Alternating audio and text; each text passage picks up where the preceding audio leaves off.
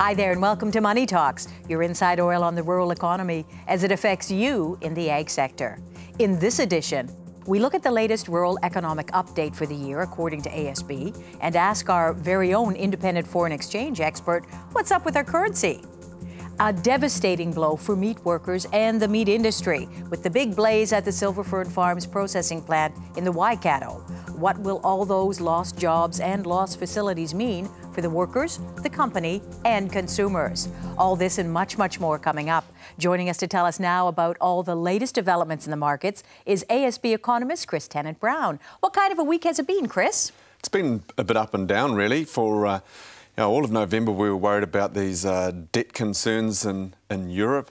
But for a week or so, the markets haven't seemed to be too worried about that, and we've seen pretty reasonable rallies in US equity markets. European equity markets are doing all right as well, and bond yields are creeping up for government bonds, despite the fact that the US Treasury's out there with their second round of quantitative easing and are buying those bonds. And, you know, they're saying, Mr. Bernanke, that it may not be over yet. He may be pumping more money into the US economy. Well, they've talked about the potential for a third round, and they haven't even really got started on the second round. And then last night we had Obama agreeing to extend the tax cuts that came in the Bush era.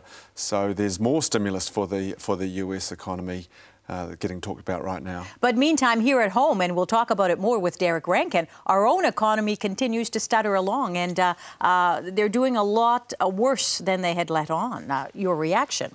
Well, I think we are stuttering along a little bit, but gee, I'd rather be here than in the US. Their economy looks really unhealthy. And if you look at the government measures, which people have been talking about, the size of our deficit each year, or the total amount of debt that the government's racked up trying to stimulate the economy, you know, we're a lot better off than the European or the US economies, where debt is very, very high. And the government deficit each year is also much higher than what we've got. So we're in a reasonable position. Yeah, and yet critics here would say, but we've got very high debt as well. Difference, of course, is that it's private debt. It's not public debt. Are we feeling better about ourselves than we should, perhaps? Well, that's the problem that we've got, is that our government books are quite good, but personally we've borrowed a lot of money, and that's why we get in the ratings spotlight, because there's no natural pool of savings here in New Zealand to help the government out when they need a bit more money than what they're expecting. And so we're back on the radar with a negative outlook from one of the ratings agencies. And that's appropriate. Our private debt is pretty high. We're very reliant on foreigners. And you know, foreigners typically make up around 2/3 of the buyers of government debt. Now, how are we doing against the greenback and the pound and the euro? Very quickly. Well, we're strong again, as the short of it, and we don't think that's going to change. And part of that is because our economy is doing okay in what looks like a world ugly competition right now. Yeah. You know, our economy looks okay, even though it doesn't feel that great, and our currency reflects that. We've also got higher interest rates here, which are always attractive, even though they feel quite low to us, compared to naught for the cash rate effectively in the States. Unbelievable. Our 3%'s not too bad. The only one we're not looking flash compared to is Australia, where their rates are much higher. But of course, the Aussie dollar is much stronger than the New Zealand dollar right now. Yeah, and tell me, if you were John Key waking up every morning knowing that it's election year coming up, how would you be feeling your chances are as an economic manager? Well, you'd always hope that the economy is going really well and creating a lot of jobs on the run into an election, and that's a long, slow process. But the election's still a way away, and I think people are getting used to the fact that this is a long, slow recovery, and that's not too bad. I guess for National Party, they're just hoping that the long, slow grind continues and people accept that. You know, that their economic management's reasonable. Watch this space. Thank you, Chris. Coming up after the break, the Money Watcher. We pick the brains of foreign exchange expert Derek Rankin to find out more about the latest influences on the global markets. But first, answer this in our Farmers' Facts and Figures quiz. According to ASB, how much higher are lamb schedules forecast to run this year? The answer when we come back. Stay tuned.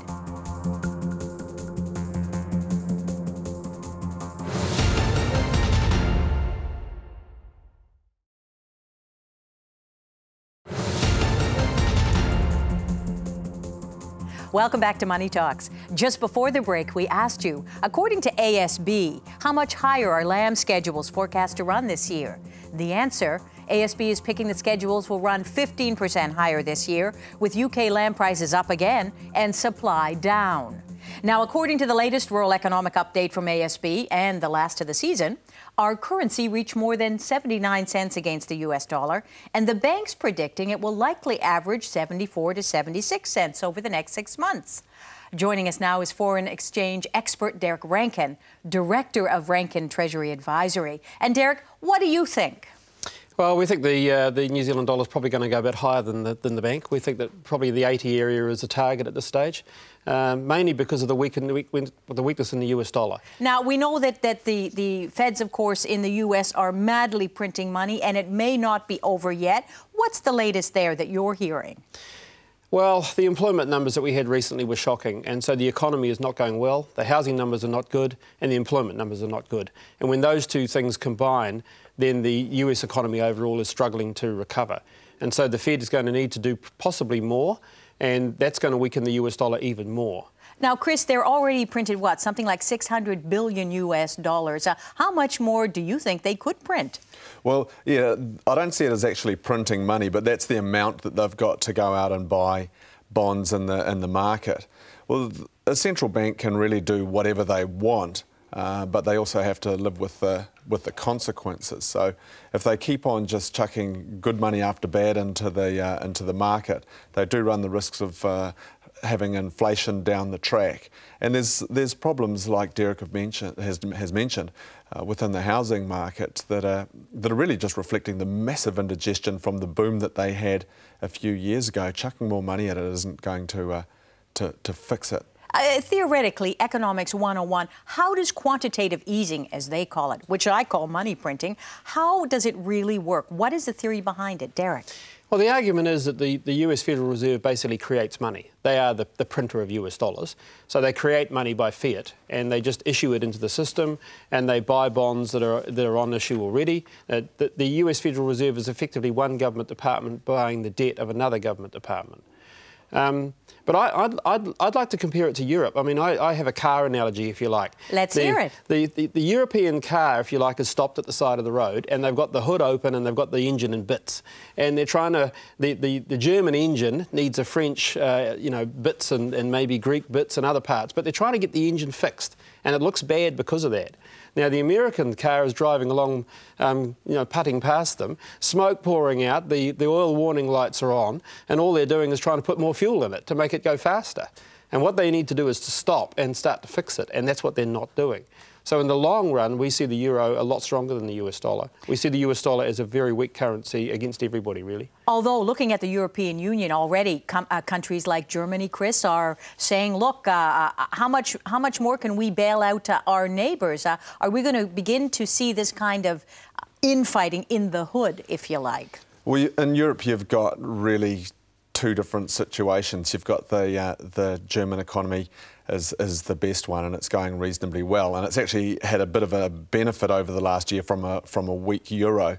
And at the other end of the scale, you've got the fiscally challenged economies, Ireland, Spain, etc., which are a long way from coming right. If you look at Spain, for example, 20% unemployment. That economy is going shocking. It's going nowhere anytime soon. Whereas Germany's going quite well, and that's going to create some tension.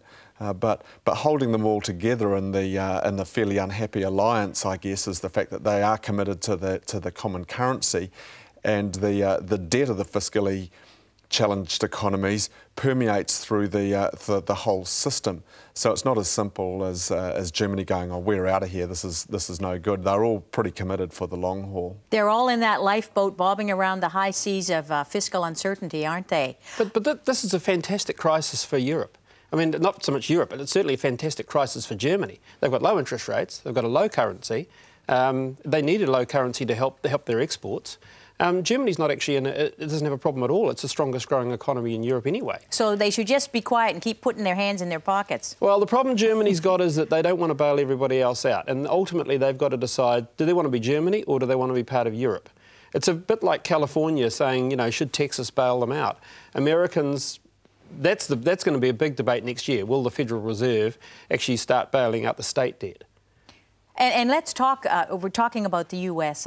I read a frightening statistic the other day that said with job creation at the rate it's going right now in the United States, it could be 15 to 20 years before all those unemployed Americans are back at work. What is the ripple effect of something like that likely to be on the American economy and us?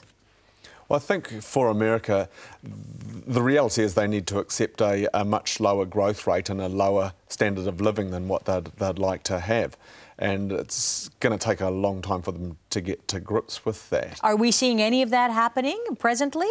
Well, their growth rate's lower and there's a lot of people unemployed, and they are getting a lower standard of living. But everything like their Medicare and their expectations of healthcare are unsustainable, and you know, it's going to take a while for them to accept that. And let's face it, Derek, it's now open warfare on Obama with the Democrats, correct? Yeah, well, they lost the election. And they're hurting. They're grieving over that. So, you know, Obama's being pragmatic and saying we've got to sort out these tax issues with the Republicans. We need to do it now. In January, they take over the lower house anyway, and so his hand is weakened as he goes through into next year. So they need to do it now, and there's parts of the Democratic Party that haven't accepted they've lost the election, so he's getting kickback against the tax agreement that they've just done, only yesterday. So what's the best case scenario moving forward? I mean, if you were advising Obama, what would you be telling him? Well, the best man they could actually bring in there to advise Obama is President Clinton. Tell me why. Well, because back when he lost the midterm elections, going into before he actually went for re-election the second time, the same thing happened. And so he moved to the centre ground and did a deal with the Republicans, managed to actually produce a much more balanced budget in those times, and won re-election. And the Republicans, unfortunately, remember that. So they're not going to give the same sort of deal to Obama because they don't want Obama to be re-elected in 2 years. OK, looking at the global picture, what's happening in China and also with North and South Korea now, that could threaten our second biggest beef export market. How is that playing out, Chris? Well, starting with China, the big problem that they've got there is inflation and potentially asset bubbles in the property market. And so the stories circulating around at the moment is that they'll deliver another hike very shortly. They get their latest inflation reading on the 13th of December. If they get an early look at that, they may go as early as this weekend and tighten monetary conditions again. Their inflation's annual CPI is over 4%. It looks like it's heading towards 5%, and that's going to create some problems for them. And Derek, the Chinese